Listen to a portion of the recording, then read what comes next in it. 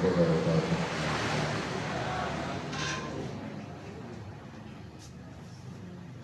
Alhamdulillahi wa kafa wa ala rasulillahi al-mustafa wa ala alihi wa ashabihi wa muwafa. Qala Allah ta'ala fi kitabihil karim ba'da an a'udzu billahi minasy syaithanir rajim min nafthihi wa nafthihi wa hamzihi. Ya ayyuhalladzina amanu taqullaha haqqa tuqatih wa la tamutunna illa wa antum muslimun. Wa qala ya ayyuhalladzina amanu taqullaha wal tanzur nafsum ma qaddamat lighad wattaqullaha innallaha khabirun bima ta'malun. Bapak Ibu hadirin yang semoga senantiasa Allah rahmati dan Allah ridhai, marilah pada pagi yang cerah ini kita bersyukur kepada Allah Subhanahu wa Ta'ala yang telah memberikan kepada kita salah satu anugerah yang tidak bisa ditukar oleh satu kenikmatan dunia apapun, yaitu ketika kita sudah berada di dalam majelis ilmu. Makanya Imam Asy-Syafi'i rahimahullahu ta'ala mengatakan, andaikan kamu itu ngerti, kata beliau, besarnya pahala majelis ilmu, maka mesti akan datang sesibuk apapun, bahkan sekalipun dalam keadaan merangkak. Jadi seandainya pahala majelis ilmu itu kelihatan Bapak dan Ibu, maka kita pasti akan datang sekalipun tidak diundang. Bahkan seandainya tidak bisa jalan pun, bisanya merangkak, tetap akan berangkat. Cuman karena tidak tampak, majelis ilmu itu gak kelihatan pahalanya, akhirnya susah banget kalau diajak ngaji.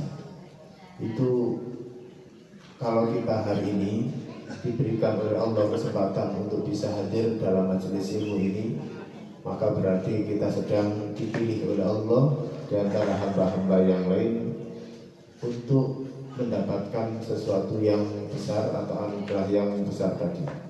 Dan mudah-mudahan yang terpenting lagi adalah kita semuanya yang hari ini bisa mendatangi majelis ilmu ini, kita tetap bisa beristiqomah dan memastikan majelis ilmu yang kita lazimi, kita lakukan saat ini, dan saya lihat begitu banyak aktivitas majelis ilmu di masjid ini, kita lahap semuanya untuk menunjukkan ketakwaan kita di hadapan Allah. Karena tingkat kerakusan atau tanda orang bertakwa itu adalah, kata Imam Syafi'i itu, kalau dia semakin rakus terhadap majelis ilmu. Pokoknya kalau ngaji langsung budal, turun ngaji terus budal. Itu tandanya apa? Tandanya dia rakus dalam majelis ilmu, dan itu tanda ketakwaan.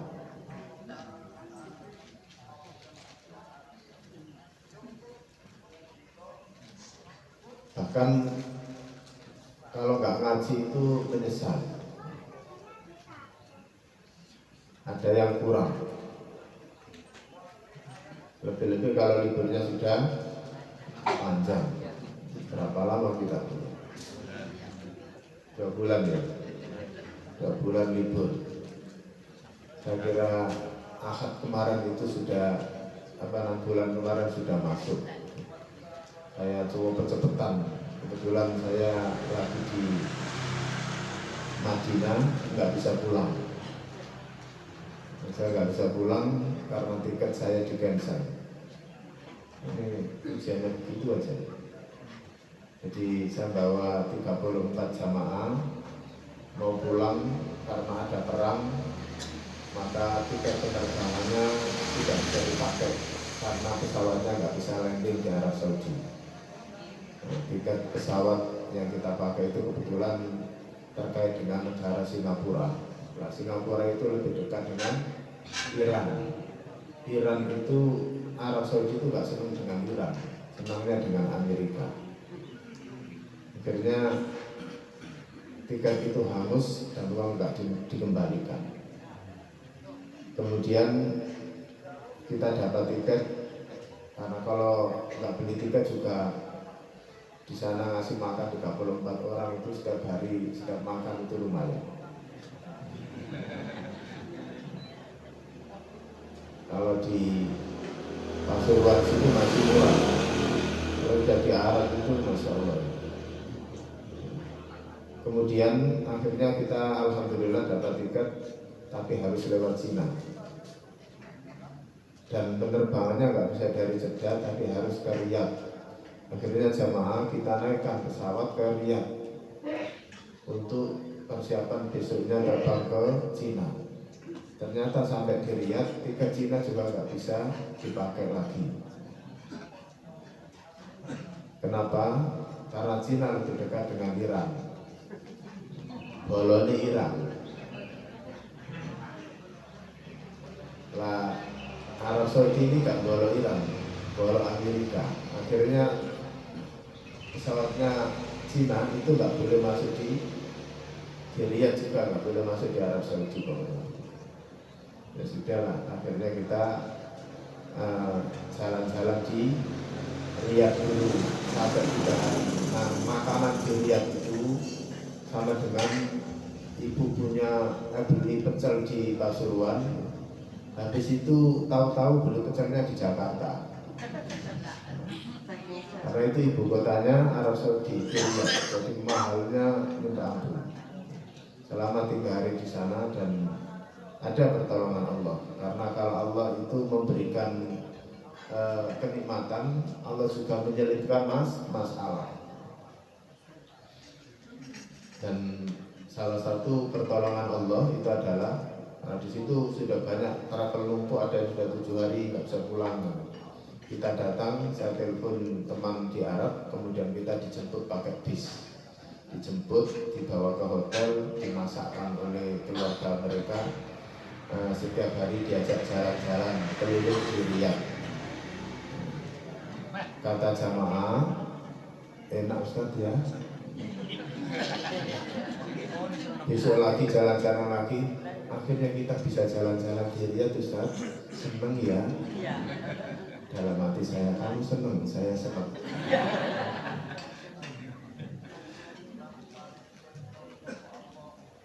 Dan kemudian kita memutuskan balik ya, karena kita sudah dapat tiket tapi harus lewat ke Abu Dhabi. Nah di Abu Dhabi itu Bapak Ibu ya, itu ketegangan yang luar biasa karena pada saat itu roketnya Iran itu sedang membidik tempat-tempat yang dimana dimungkinkan tentara Amerika itu bersembunyi di sana. Dan ada kemungkinan di bandara atau di hotel. Maka sudah istirahat jalan 1,5 km itu, para bandaranya besar banget. Kemudian istirahat, saat istirahat baru sekitar 7-8 menit. Kemudian kita disuruh keluar dengan orang-orang tentara yang pakai senjata lengkap. Kita disuruh keluar jalan harus 1,5 km, harus ke ruang terbuka, nggak boleh di ruang tertutup. Kemudian setelah itu balik lagi.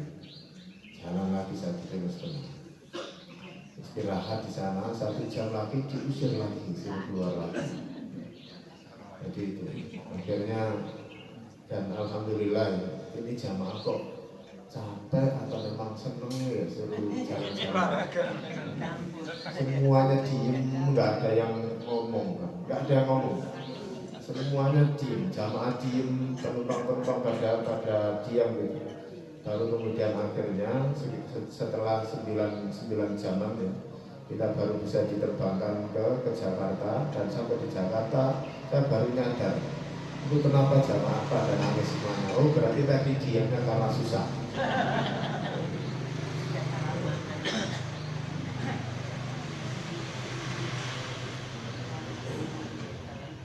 Dan alhamdulillah hari ini kita sudah bisa ketemu lagi dan kita bisa melanjutkan kajian lagi, dan mudah-mudahan ini menjadi taman-taman surga yang dari tempat ini nanti kita akan bisa reuni lagi di taman surga saat berada di yaumil qiyamah.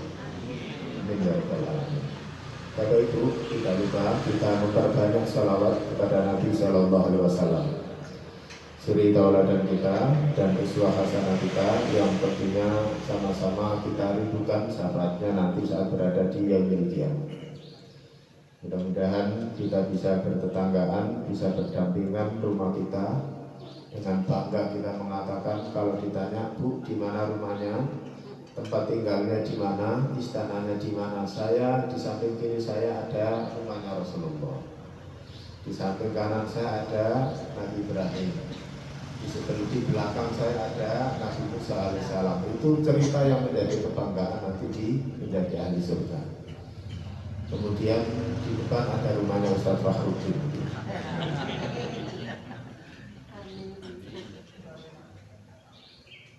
Kita akan lanjutkan Bapak dan Ibu semuanya masih pada pembahasan tafsir surah Al-Fatihah di ayat pertama Bismillah. Setelah kita dulu membahas tentang makna huruf ba, kita membahas tentang Bismillah, dua kata bis dan millah. Bismillah, Bismi dan Allah. Kenapa Ustaz kok nggak selesai? Yang belum waktunya selesai. Nah, kemudian dulu kita sudah membahas tentang keutamaan daripada Bismillah ini apa. Kalau kita setiap aktivitas itu kok kemudian banyak sekali doa-doa yang kita baca suruh baca Bismillah. Makan disuruh membaca apa? Doa memakan Bismillah. Mau bepergian membaca Bismillah, mau wudu membaca Bismillah. Karena apa? Yang pertama dulu sudah kita bahas. Yang pertama karena Bismillah itu bisa membuka pintu kebaikan dan keberkahan. Tidak usah saya jelaskan lagi, biar nggak lama-lama karena ini sudah.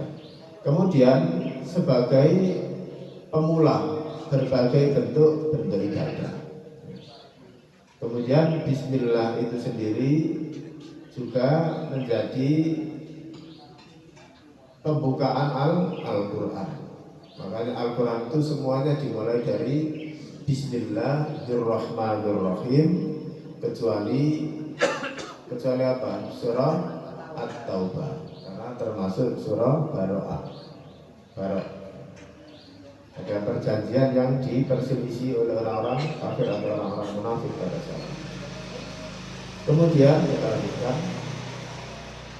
Kemudian Bismillah bisa menjadi perlindungan dari syaitan. Jadi Bismillah itu yang sederhana itu bisa menjadi perlindungan dari syaitan. Bapak Ibu hadirin yang dirahmati oleh Allah Azza wa Jalla. Kita jangan pernah meremehkan perkara yang kecil, karena bisa jadi perkara yang kecil ini nanti timbangannya besar. Jangan pernah meremehkan zikir-zikir yang sederhana, sekalipun hanya dengan ucapan Bismillah, sekalipun hanya dengan baca Subhanallah, sekalipun hanya baca Alhamdulillah atau Allahu Akbar. Kelihatannya ringan. Ada satu kisah di zaman Rasulullah SAW, ada namanya sahabat Abu Talha. Abu Talha itu dulu mu'alaf, atau dulu ini seorang pengusaha yang dulunya itu adalah sebelum masuk Islam berarti kafir ya. Kemudian beliau masuk Islam ketika menikahi ibundanya siapa? Ibundanya Anas, yang terkenal dengan Anas bin Malik. Ada sahabat namanya Anas bin Malik. Anas itu anaknya, Malik itu berarti bapaknya. Dia punya bapak namanya Malik. Lah Malik ini punya istri, yaitu ibundanya Anas ini.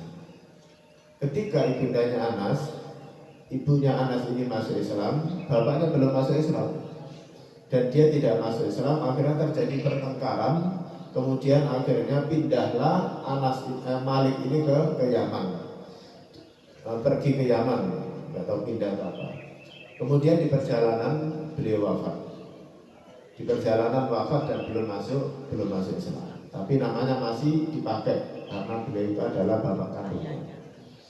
Kemudian dilamarlah ibundanya itu oleh Abu Talha. Abu Talha ini ketika melamar tidak langsung diterima. Kemudian si wanita ini, ibundanya Anas ini mengadu kepada Rasulullah SAW kalau beliau ini dilamar oleh Abu Talha, dan beliau mau asalkan satu yang menikahkan langsung Nabi SAW, dan yang kedua maharnya adalah syahadat. Ini orang kaya tapi perempuan ini atau ibundanya Anas ini mintanya nggak macam-macam. Mintanya apa? Mahar syahadat. Artinya minta dia masuk Islam, dan masuk Islam di dalam proses pernikahan itu dijadikan sebagai mahar. Makanya ibu ya, keberkahan seorang wanita itu salah satu ada di maharnya. Nabi mengatakan wanita yang barokah itu adalah yang maharnya sedikit. Sekalipun ibu boleh minta kepada, kalau dulu kepada calon pasangan itu boleh minta nggak mahar, boleh. Makanya sunnahnya itu memang ditanya minta mahar apa. Dulu kalau saya dulu ketika saya menikah itu pertama yang saya tanyakan sama istri saya adalah ingin mahar apa. Tapi sebelum dia jawab, saya sampaikan hadis Nabi, wanita yang barokah itu yang maharnya sedikit.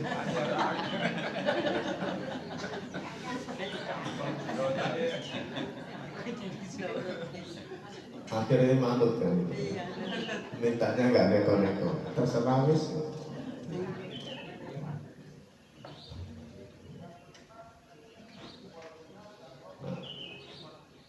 Abu Talha suatu ketika ditawari tiga pemuda, tiga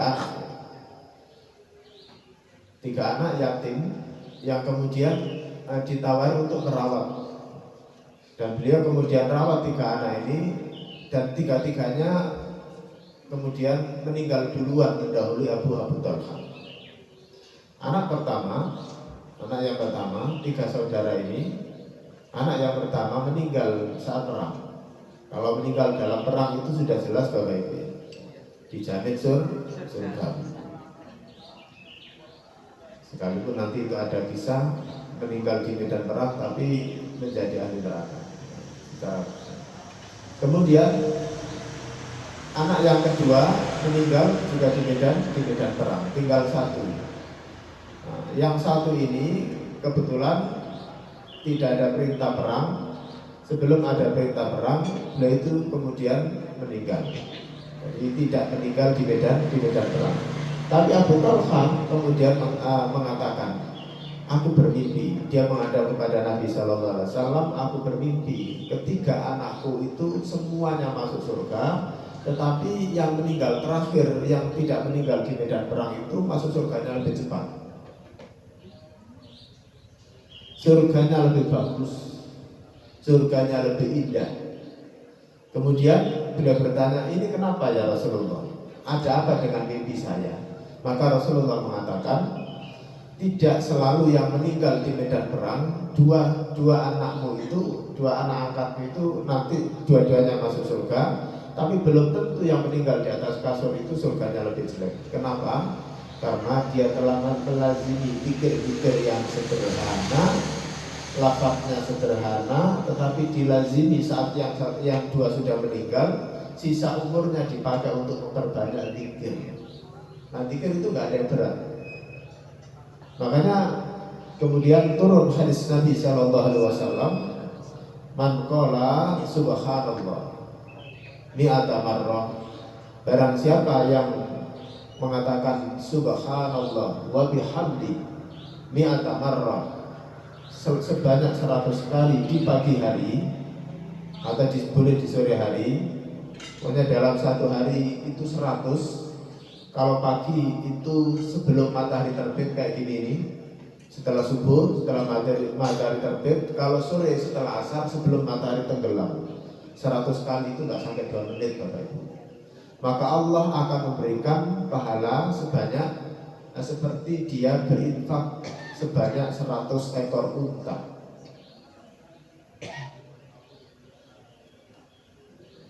Jadi membaca subhanallah wa bihamdi sekali berarti sama dengan berinfak 1 ekor unta. Kalau 1 ekor unta kita pernah beli untuk sembelihan. Kalau untuk sembelihan itu murah Bapak Ibu. Saya pernah beli itu cuma 19.500.000 2018. Tapi harus ke bukit ya, bawa bukit langsung ke peternakannya karena unta itu nggak boleh dibawa ke pasar. Karena dulu ada virus Mars. Jadi nggak boleh dibawa ke pasar. Jadi kita jauh gitu ya sampai jalan aspalnya habis. Kemudian kita naik taksi itu sudah masuk ke padang pasir. Saya membayangkan ini kalau dilepas di sini saya naik apa?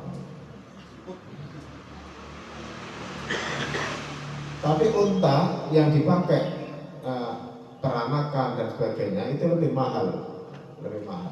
Nah, tapi intinya bahwa kalimatnya sederhana tetapi pahalanya besar. Alhamdulillah sama dengan berinfak 100 kali di waktu yang sama tadi, sama dengan kata Nabi berinfak 100 ekor kuda perang. Nah, kuda perang itu lebih mahal. Kuda pacuan itu di pondok itu ada 14. Itu untuk pacuan, itu satu itu harganya 50 juta. Tapi kalau yang biasa-biasa itu murah. Nah, ini dilazimi dan kemudian beliau wafat dalam keadaan beristiqomah dengan zikir ini Bapak dan Ibu. Termasuk Allahu Akbar. Allahu Akbar itu Allahu Akbar 100 kali sama dengan dia membebaskan 100 budak. Padahal 1 budak saja, kalau sekarang ada PT jasa yang pengiriman TKI TKW terutama ke Arab Saudi, saya sempat bertanya kalau beli jasa TKI atau TKW dari Indonesia itu beli ke PT bayar berapa? Katanya 10.000 bukan 100. Dia membayar 10.000 real. 10.000 real itu berarti sama dengan berapa? Sekarang kalau di Mekah itu 1 real sudah 5.000. Kalau di Madinah lebih lagi 4.700-an. Itu berarti sekitar 5 juta. Ibu hanya membaca Allahu Akbar sama dengan berinfak bukan 5 juta, 5 miliar. Nah, ini sederhana tetapi timbangannya besar. Begitu juga kalimat bismillah. Termasuk ketika makan. Makanya Nabi SAW bersabda, "Idza akala ahadukum falyadhkur ismallahi ta'ala." Dan apabila salah seorang di antara kalian itu makan, falyadhkur, maka hendaknya ia menyebut falyadhkur ismallah, menyebut nama Allah dengan kalimat apa? Bismillah. Karena itu akan bisa memberikan perlindungan dari syaitan. Makanya di banyak riwayat itu mengatakan kalau ada orang yang makan kemudian tidak menyebut bismillah, maka kemudian kenapa dia kok gak kenyang-kenyang? Karena dia bacaan dengan syaitan. Karena makanan itu dimakan bersama syaitan. Dan untuk melindungi itu agar makanan yang ada di hadapan kita itu hanya menjadi makanan kita, maka kita disuruh membaca bismillah. Bukan hanya itu, tapi makanan itu akan menghasilkan keberkahan sehingga yang sedikit akan terasa cukup. Kemudian berikutnya kita lanjutkan sekarang. Bismillah itu menjadi penghalang dari pandangan jin. Bismillah itu menjadi penghalang pandangan jin. Berdasarkan hadis Nabi Sallallahu Alaihi Wasallam, satru ma baina a'yunil jinni wa aurati bani Adam idza dakhala ahadakumul khala ayyakula bismillah. Penghalang antara mata jin dengan aurat Bani Adam, apabila kalian masuk kamar kecil, maka ucapkanlah bismillah. Kemudian baca doa apa setelah itu? Allahumma inni a'udzubika minal khubuthi wal khaba'is. Saya pernah cerita mungkin di sini. Saya pernah meruqyah santri di Jepara. Santri ini punya kelainan.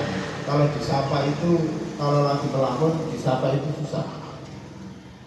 Nah, ternyata bukan karena dia melamun, tidak, karena dia melihat sesuatu yang indah. Jadi kalau sore dan pagi itu Bapak Ibu, anak ini hafal jadwal mandinya santriwati. Ini laki-laki. Dia hafal jadwal mandinya santri putri. Padahal santri putri, pondok putri dengan putra itu jaraknya sekitar 300 meter. Jauh. Tapi kalau sore atau pagi itu dia duduk, kemudian menatap seperti menatap pandangan, menatap tatapan-tatapan kosong. Kemudian akhirnya kita ruqyah, saya dipanggil untuk meruqyah. Anak ini kelas 3 SMP waktu itu. Kemudian kita ruqyah karena perilakunya dianggap aneh. Kemudian akhirnya ngobrol lah ya, persaksian jin itu melalui lisan si anak ini, dan kemudian menceritakan bahwa kenapa dia itu selalu melihat itu, karena melihat santriwati yang mandi dan dia betul-betul melihat tanpa batas. Wahai ibu, kalau masuk kamar mandi baca Bismillahi Allahumma inni a'udzubika minal khubuthi wal khaba'is. Karena itu akan menjadi pelindung doa itu. Beliau mengatakan ada yang nggak kelihatan, ada yang santriwati itu yang nggak bisa dilihat auratnya. Siapa? Yaitu mereka yang membaca doa. Dari situ kita paham betapa pentingnya doa itu, betapa pentingnya pengaruh daripada kalimat Bismillah. Kemudian kita percepat dan khatam dan syukuran. Bismillah itu sebagai syarat halalnya sembelihan. Jadi menyembelih binatang, wala taqulu mimma lam yud karismullahi alaihi wa innahu lafisq. Wala taqulu, janganlah kalian makan hewan sembelihan mimma apa-apa lam yud karismullahi, yang tidak disebut nama Allah ketika menyembelihnya. Wa innahu, karena sesungguhnya itu adalah salah satu bentuk kefasikan. Fasik itu dosa tapi sudah bersikap membahayakan. Kenapa? Karena kalau sudah tidak disebut nama Allah Subhanahu wa taala, itu menunjukkan pengaruh bismillah itu menjadi halalnya sembelihan. Pengaruh bismillah menjadi halalnya sapi, kambing atau sembelihan binatang sembelihan yang kita konsumsi. Karena di dalam bismillah itu sekali lagi itu ada keberkahan.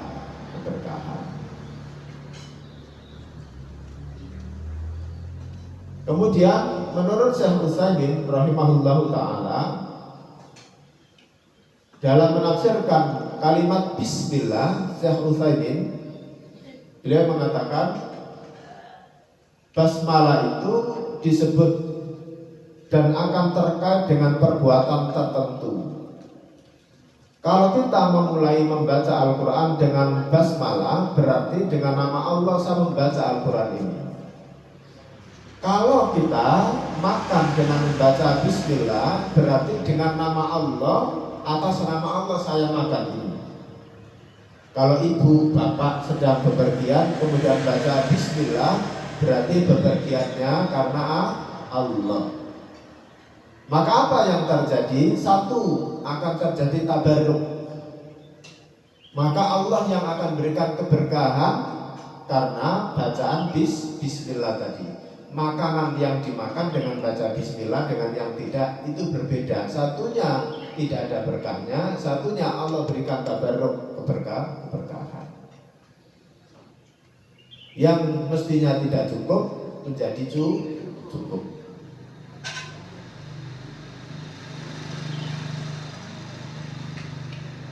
Kemudian aktivitas apapun ini. Kemudian yang kedua, kata Syekh Utsaimin, makna yang berikutnya adalah untuk menunjukkan bahwa bismillah itu adalah al-hasar. Al-hasar itu pembatas makna, yang artinya itu hanya itu. Berarti menggantungkan urusan. Kalau tadi kita makan baca bismillah, menggantungkan urusan makan ini karena Allah. Minum obat itu Bapak dan Ibu. Kenapa kadang-kala kalau ada orang minum obatnya sama, yang diminum sama jenisnya, penyakitnya sama, yang satunya sembuh, satunya nggak sembuh. Karena bisa jadi satunya Allah sudah berikan keberkahan karena membaca bismillah, dan satunya tidak baca bismillah. Yang satunya sudah habis 5 slok, yang satunya baru habis 1 sudah sembuh karena ada campur tangannya Allah di dalam kesembuhan itu. Kapan Allah akan ikut campur tangan? Pada saat Allah dilibatkan. Kapan Allah dilibatkan? Saat kita membaca bismillah. Ini penting. Nah, minum obat, baca bismillah. Karena kesembuhan itu karena adanya keterlibatan Allah. Adanya keterlibatan Allah. Makanya di awal tadi kita sampaikan, satu hadis Nabi Sallallahu Alaihi Wasallam, kullu mri'in dibalin la yabda fihi bismillah bahwa aftar. Setiap perkara penting yang tidak diawali dengan bismillah, makan itu penting nggak Bu? Penting. Minum obat penting. Masuk kamar mandi penting. Penting banget. Tempat yang kalau masuk nggak bisa senyum, keluar bisa senyum ya itu. Membuang sesuatu, tapi ketika barang sudah terbuang bisa senyum. Itu menunjukkan betapa penting. Itu penting. Nah, setiap perkara penting yang tidak diawali dengan bismillah, maka perbuatan itu akan diputus dari rahmat Allah. Rahmat itu artinya apa? Rahmat itu yang pertama adalah ampunan. Makanya baca bismillah itu bisa mendatangkan ampunan enggak? Iya, karena di dalamnya ada rahmat Allah. Bismillah. Kalau itu bacaan Al-Quran, sudah berapa kebaikan yang kita baca? Berapa huruf itu? 1, 2, 3, 4, 5, 6, 7, 8. Karena ada tasbih itu hitung 2 huruf. Sudah 8 huruf. Kalau 1 hurufnya Allah berikan 10 kebaikan, berarti berapa?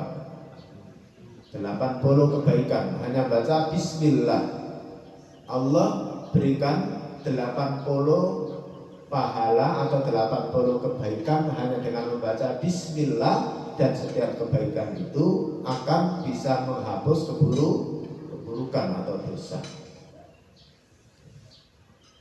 Pengaruhnya bisa mendatangkan rahmat, dan rahmat itu salah satu adalah ampunan.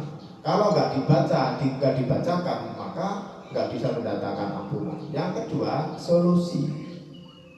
Rahmat itu artinya apa? Solusi, jalan keluar. Punya masalah, butuh jalan keluar, dan ternyata bismillah itu bisa memberikan jalan itu terbuka yang awalnya buntu. Sebagaimana yang pernah dialami Rasul sendiri. Rasulullah pertama kali menerima wahyu apa? Iqra. Ketika Jibril mengatakan Iqra, baca. Kata Nabi, ma'ana biqari. saya ini nggak bisa baca, kata Nabi. Iqra sampai 3 kali, saya ini nggak bisa baca, saya ini nggak bisa baca, kata Nabi. Maka kemudian baru bismi, libatkan Allah, kata Jibril. Bismi rabbikal ladzi khalaq. Libatkan Allah, maka Allah nanti akan memberikan jalan keluar. Kalau dimaknai begini, wong Allah menciptakan kamu bisa dengan mudah, apalagi hanya sekedar membuat kamu bisa membaca. Dari yang tidak bisa membaca, bisa membaca. Makanya adab membaca buku itu membaca bismillah. Ini kok susah ya buku ini dipahami, mungkin nggak baca bismillah. Bahkan kalau di kebiasaan orang Arab itu, dan ini di kampus-kampus yang di pesantren juga kita biasakan, itu selalu begini, bismillahirrahmanirrahim, rahimahullah. Bismillah, dengan menyebut nama Allah. Allah telah berkata, seorang pengarang dari buku ini, semoga Allah merahmatinya, itu pengaruh itu. Karena keberkahan itu bisa datang dari Allah dan bisa datang dari seorang pengarang buku tersebut. Jadi bismillahirrahmanirrahim, qala mu'allif itu pengarang, qala mu'allif rahimahullah. Anak-anak itu kalau baca buku, bahkan membaca hadis saja kita anjurkan untuk mengatakan qala mu'allif bismillah, qala mu'allif rahimahullah. Telah berkata seorang bismillah, telah berkata seorang mu'allif. Dan itu akan menjadikan mudah. Kenapa? Karena bismillah itu akan mendatangkan rahmat Allah, dan salah satu makna rahmat itu adalah jalan keluar dari sesuatu yang tertutup. Awalnya tertutup, nggak bisa dibuka, akhirnya bisa dibuka. Itu namanya jalan keluar. Kemudian kita lanjutkan. Masih perkataannya Syekh Ibnu Utsaimin dalam tafsirnya. Jadi bismillah itu ada kalimat apa di situ? Allah. Allah adalah di antara nama Allah atau Asmaul Husna, tidak ada makhluk yang boleh bernama dengan nama ini. Jadi nggak boleh. Kecuali ada Abdul di baliknya, ada Abdullah, ada Abdurrahman. Kalau namanya dipanggil Allah boleh nggak? Nggak boleh. Dipanggil Rahman boleh nggak? Nggak boleh. Manggilnya harus Abdurrahman.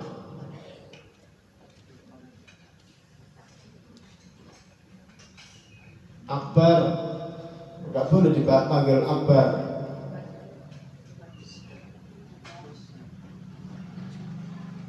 Inilah pokok nama Allah. Nama lainnya adalah turunan dari nama ini. Jadi kalau kita melihat Asmaul Husna, ada Ar-Rahman, Ar-Rahim, Al-Malik, Al-Qudus, As-Salam, Al-Muhaimin, Al-Mu'min, dan lain sebagainya. Itu adalah turunan dari nama Allah.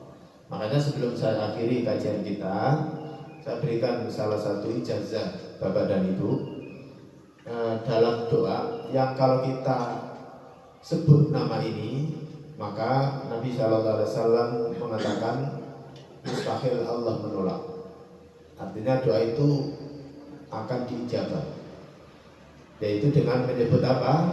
Salah satu Asmaul Husna sesuai kebutuhan, tapi diawali dengan kalimat Allah. Misalkan ibu pengen, bapak pengen rezeki yang luas, maka Asmaul Husnanya apa? Ya Razzaq. Nah, diawali dengan kalimat Allah. Ya Allah, ya Razzaq. Ya Allah, ya Razzaq. Kemudian baru minta, ya Allah, ya Razzaq, titipkan rizkimu seluas mungkin, sebanyak mungkin, atau seluas samudra kepada ya Allah. Jadi libat ke sebut nama Allah dulu. Ya Allah, ya Razzaq. Kalau kita ingin pasangan ibu-ibu dilembutkan oleh Allah, pasangan bapak-bapak dilembutkan oleh Allah, karena tidak ada orang paling galak di rumah kecuali siapa Pak? Mama. Tidak ada. Nah, baca ya Allah ya Latif. Ya Allah ya Latif. Mama kok keras banget sih. Mama ini kok nggak ada lebih-lebihnya, kok galak banget sih. Itu balas dong. Jangan kemudian malah dibentak gitu, jangan nangis. Papa sih, ayah sih nggak pernah doain saya.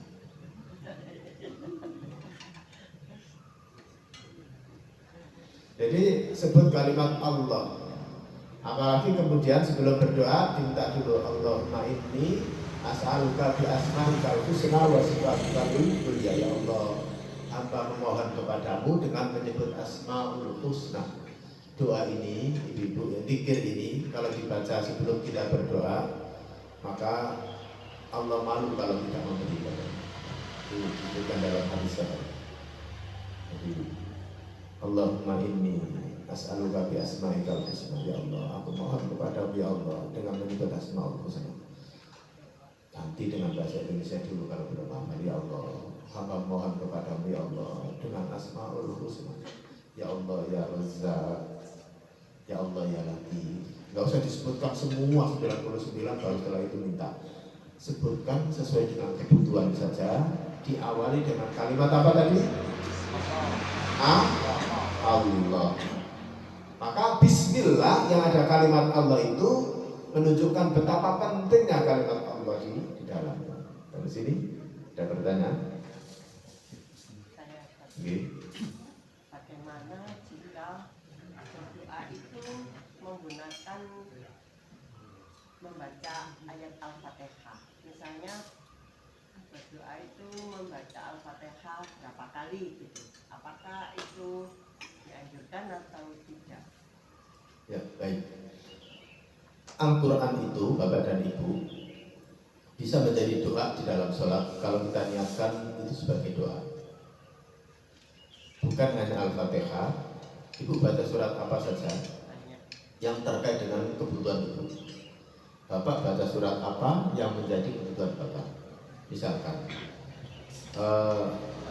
pengen atau mungkin sudah menikah lama dan pengen punya anak, maka nanti ada di Quran surah Al-Imran ayat berapa? 30, 38, 39. Guna Allahu Akbar sampai kemudian membaca Al-Fatihah. Ghairil maghdubi alaihim waladdallin. Hunalika da'a Zakariya rabbah Rabbi habli min ladunka dzurriyyatan thayyibah. Nah itu dibaca. Karena itu doa yang dibaca Nabi Zakaria dan Allah karuniakan anak. Bukan hanya anak tapi keturunan dan semuanya soleh semuanya. Pengen rezeki yang banyak tanpa harus bekerja keras. Ada nanti di Quran surah Al-Baqarah ayat 172.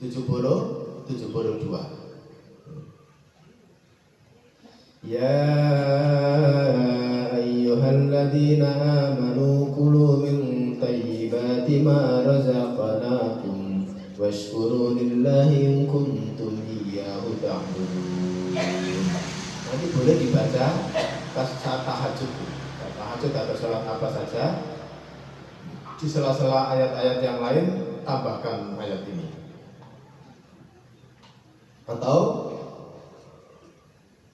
ayat di Quran misalkan Lau anna ahlal qura amanu wattaqaw la fatahna 'alaihim barakatun minas samaa'i wal ardh. Jadi itu nanti akan menjadi doa kalau kita niatkan berdoa dengan ayat itu. Tapi kalau tidak ada niat berdoa, maka itu hanya menjadi bacaan. Nah, Al-Fatihah itu di dalamnya sudah ada doa. Ihdinas siratal mustaqim. Tunjukilah jalan yang lurus. Maksudnya apa itu? Sebelumnya kita disuruh baca doa dulu kan. Saat membaca iyyaka na'budu wa iyyaka nasta'in, berhenti dulu. Diam, hadirkan apa yang menjadi keinginan kita.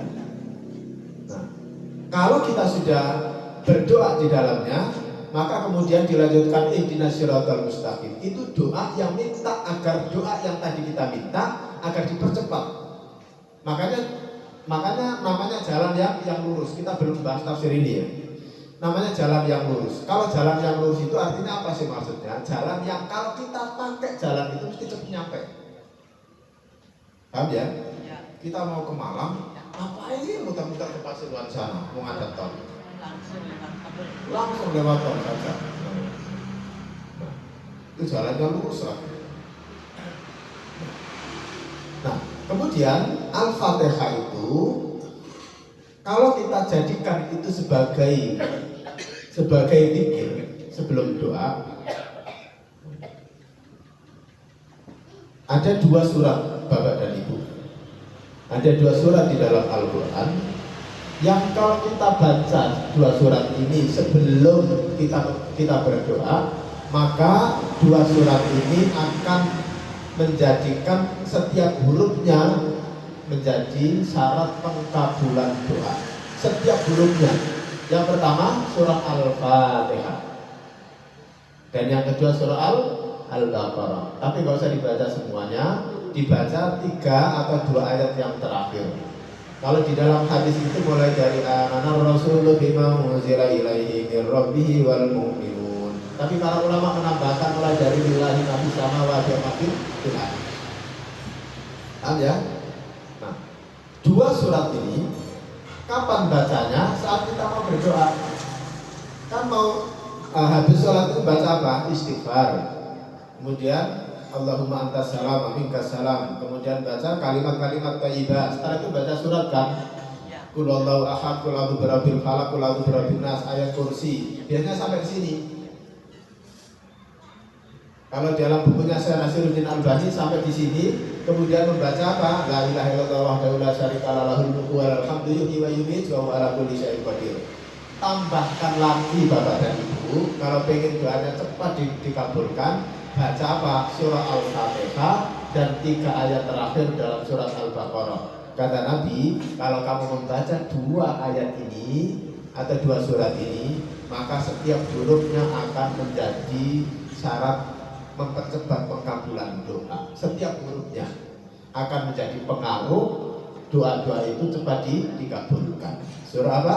Al-Fatihah. Itu ada berapa huruf dan setiap hurufnya mempercepat pengkabulan doa. Itu Bu ya. Jadi bukan hanya berdoa dengan Al-Fatihah, tapi bacaan itu akan menjadi mempercepat dikabulkan doa-doa yang lain dengan surah Al-Fatihah itu. Demikian Bapak Ibu, saya akhiri ya. Tidak saya buka lagi pertanyaan, kalau ada nanti atau ada. Satu aja lagi ya. Saya pendek gimana Ustaz? Ya. Ada yang pendek jawabannya panjang. Mungkin Niko intermezzo saja. Bagaimana efek positifnya membaca bismillah namun dia melakukan kejahatan atau dosa? Ada pun dosa. Bagaimana efeknya dia baca bismillah tapi masih melakukan perbuatan dosa? Berarti bismillahnya itu tidak sampai di hati. Dan bismillahnya itu tidak berpengaruh. Berarti tidak diterima. Jadi kalau sudah membaca bismillah, sudah melibatkan Allah, kok rasa takutnya kepada Allah nggak ada, itu nggak mungkin. Kita bismillah mau pergi baca bismillahi tawakkaltu 'alallahi la haula wala quwata illa billah, di jalan masih maksiat, nggak mungkin. Mau kita merasa bahwa kita bawa Allah, kita libatkan Allah dalam perjalanan kita. Kok kemudian masih maksiat, berarti bismillah itu bisa jadi hanya keluar dari lisan tapi nggak sampai di hati. Nah itu nanti pengaruhnya juga di dalam sholat ya. Akan ada orang yang membaca Al-Quran atau membaca zikir yang hanya sebatas lisan yang tidak sampai di hati. Karena tidak. Jadi kalau baca bismillah, maka ditanam juga keyakinan Bapak, keyakinan bahwa saya melibatkan urusan kepergian saya ini dengan Allah. Saya libatkan Allah dengan kepergian saya. Saya libatkan Allah. Saya lagi baca buku. Saya libatkan Allah dalam bacaan saya agar Allah ridha dengan bacaan saya dan dimudahkan.